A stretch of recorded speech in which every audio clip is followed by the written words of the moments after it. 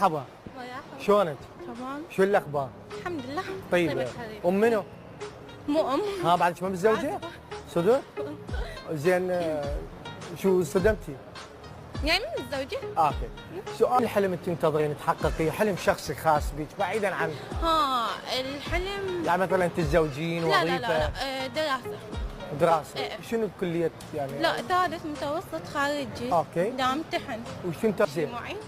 برايك شو وقت تنصحين البنية تتزوج؟ بأي عمر؟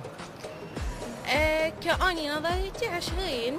اي بس اعتبرها انه بالغة وفاهمة عن الحياة. بهذا العمر هي انه هي انه مستعدة للزواج ومستعدة للمسؤولية، لانه الزواج مو يوم ويومين، الزواج مسؤولية وعمر راح تبقين وياه سنين كلش طويلة. صحيح.